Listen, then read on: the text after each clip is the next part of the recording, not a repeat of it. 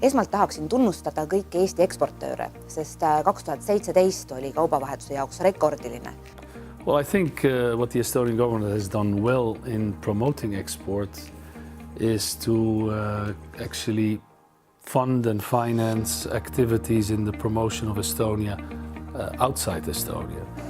Väga tihti ei teata Eestist palju. Palju lihtsam oleks see, kui oleks eeltöö juba tehtud. Kui juba natukenegi kaugemale lähed, ega kellelgi teadmist Eesti kohta ei ole. Jah, nad teavad võib-olla IT-st, aga tööstusest nad ei tea midagi.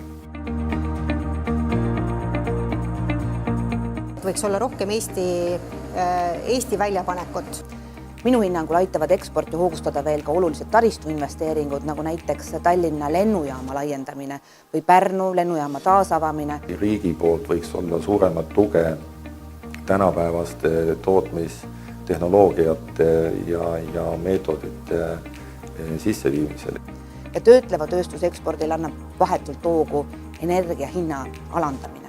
I think there is no secret here that foreign investment has actually increased and is the biggest proportion of export is originating from foreign investors. So that's definitely a task to ensure that we continue to bring in foreign investors in Estonia to allow the economy to develop. Et see, kui Eesti esindajad kannavad Eesti disaini ja kingivad Eesti disaini, mida ka juba tehakse päris palju, et see on väga selline kompliment ka meile ja ma arvan ka väljapoole.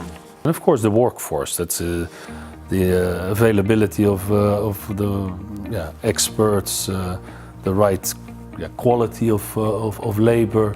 That's essential. And also going forward, it's not only at this moment. Is it available in 10 years' time, in 20 years' time?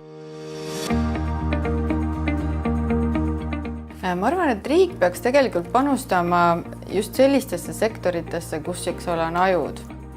Riik saab võimendada seda, mis on juba tegelikult Eestis nagu hästi. The role of the government, in my view, is to facilitate business. So I don't think there should be a specific emphasis on any sector. Ma leian, et riik ei tohiks eelistada ühte sektorit teisele. Me peaksime pigem suunama ettevõtteid kõrgema lisandväärtusega tooteid eksportima.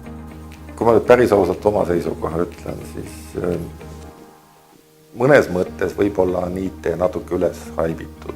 Põhiline tavaline tööstus on ikkagi see, mis lõpuks raha koju toob. Et selgelt Eestis on teatud ringkondades ja rahvusvaheliselt väga tugev maine kui nagu e-riik. Me võiksime Eestis teha ka e-ainete vabariigi. Samas ma arvan, et loomevaldkond on ka kindlasti hästi oluline sektor. We should be very open-minded on the opportunities which arise.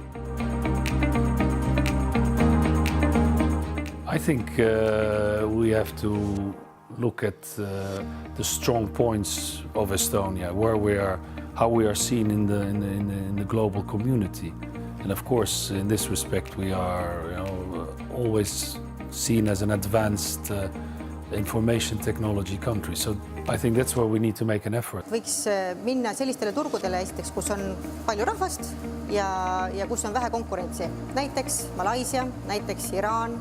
Tuleks minna endistesse Nõukogude Liidu maadesse. Aasia. Jaapan, siis ma arvan, et Dubai ja ma arvan, et tegelikult Põhja-Euroopaga kindlasti. Meie lähinaaber Soome, Rootsi, Taani, Norra, Saksamaa kindlasti ja miks mitte ka Hispaania, Itaalia.